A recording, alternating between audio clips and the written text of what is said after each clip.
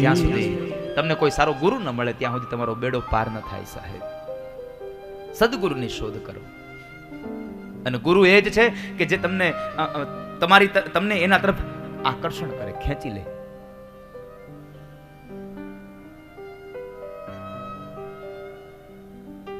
પદ્મનાભ નામનો એક નાનું બાળક ગંગાજીના કિનારે ઉભો છે. સામે કિનારે આદિ શંકરાચાર્ય મહારાજ બેઠા છે પદ્માસનને વાળીને. અને આ બાળકને પેલા ગુરુદેવમાં નજર ગઈ અને મન ખેંચાયું. હવે જાવું કેમ? રહી ન શકાણું, કારણ કે ગુરુનું આકર્ષણ હોય સાહેબ. એટલું આકર્ષણ થયું બાળકને ત્યાં જવું જ છે. અને કોઈ પણ જાતની ચિંતા કર્યા વગર, ભય રાખ્યા વગર ગંગાજીમાં ચાલવા માટે પોતાનું મન અડગ કર્યું.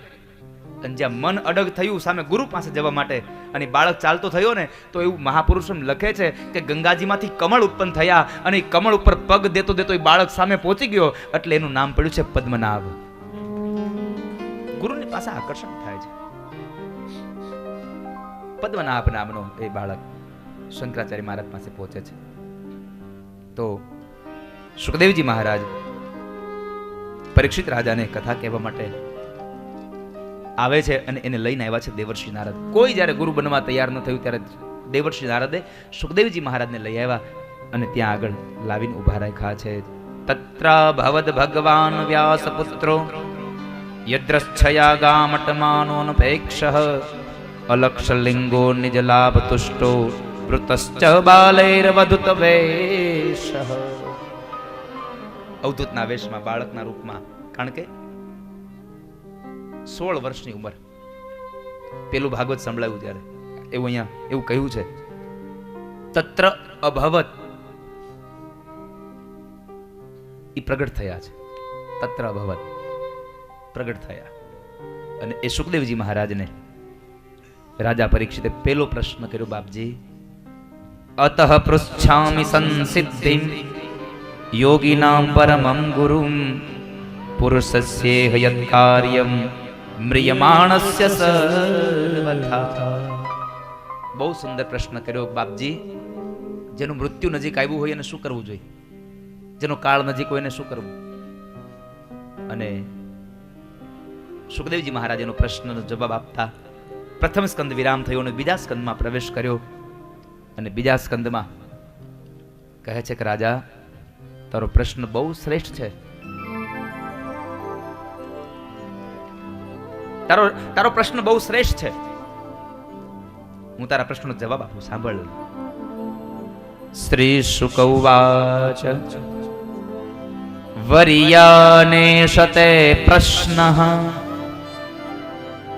કૃતો લોકહિતં નૃપ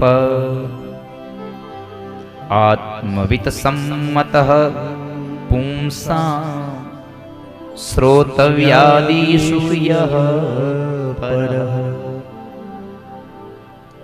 શ્રોતવ્યાદિની રાજેન્દ્ર નૃણાં સંતિ સહસ્રશઃ અપશ્યતામાત્મત્વં ગૃહેષુ ગૃહમેધિના નિદ્રયાર્યતે નક્ત્વં વ્યવાયેન ચ વાવયઃ દિવાચાર્થે હયા રાજન કુટુંબ ભરણેન વાવા. એતાવાન સાંખ્ય યોગ્યાભ્યામ સ્વધર્મ પરિનિષ્ઠયા જન્મલાભ પરઃ પુંસા અંતે નારાયણ સ્મૃતિ. બહુ સુંદર વાત અહીંયા બતાવી છે. જન્મલાભ પરઃ પુંસા અંતે નારાયણ સ્મૃતિ. તમને જન્મ મળ્યો એ લાભ છે તમારો, ગમે તે કરો, પણ અંત સમયમાં તમે ગોવિંદને યાદ કરો. ગોવિંદ ગોવિંદ ગાઈએ રે ભજો, રાધે ગોપાલ કૃષ્ણ ગાઈએ. તમે ગોવિંદને યાદ કરો બાપ.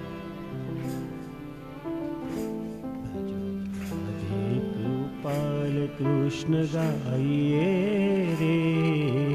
તમે ગોવિંદને યાદ કરશો. રાજા, તારા પ્રશ્નનો એક જ જવાબ છે, અંતે નારાયણ સ્મૃતિ. અંતમાં તમે નારાયણને યાદ કરો. કાળ નજીક આવે એને ભગવાનનું યજન કરવું. અને કાળ નજીક ક્યારે આવશે કેમ ખબર પડશે? કોઈનું મૃત્યુ નજીક આવે કોને ખબર? હવે પરીક્ષિતને ખબર હતી કે 7મે દિવસે મૃત્યુ છે, આપણને તે નથી ખબર કઈ છે. પરીક્ષિતની આવરદા 7 દિવસની બંધાઈ ગઈ હતી. મારી તમારી આવરદા નક્કી જ નથી, કદાચ અહીંથી ઘરે ન જાય,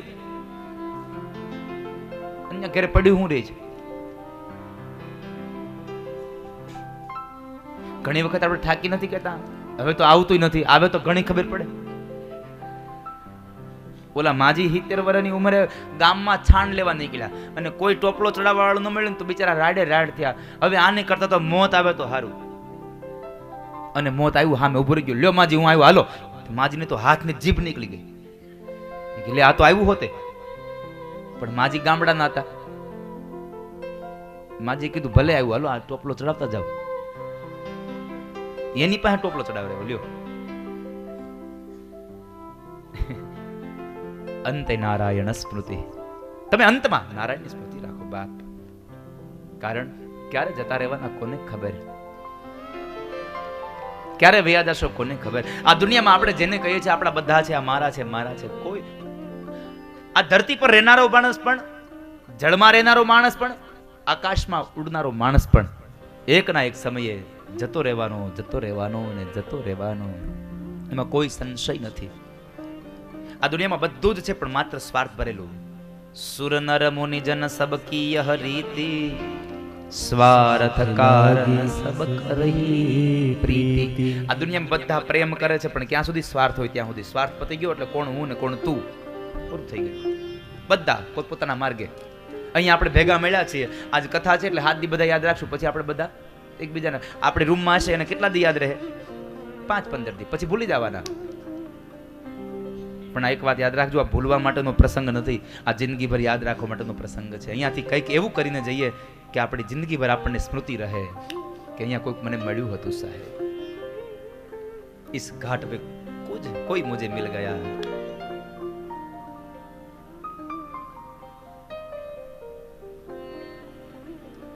બાકી તો બધું મૂકીને જવાનું, એમાં કોઈ સંશય જ નથી.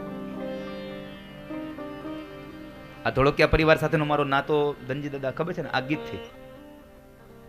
તારા મોટા મોટા બંગલા રે, મોટર ને ગાડી વાડી. એટલે તમારી હારે આ મોટર બંગલા છે એટલે નહીં હો. આ લોકોને એમ થાય કે આ ધોળકિયા પરિવાર, પણ મારો સૌજીભાઈ નું મિલન આ ગીતથી થયું કે આ ગીતના શબ્દો ગમ્યા એટલા. બધી માયા મૂડી મેલીને ખાલી હાથે જાવું પડશે.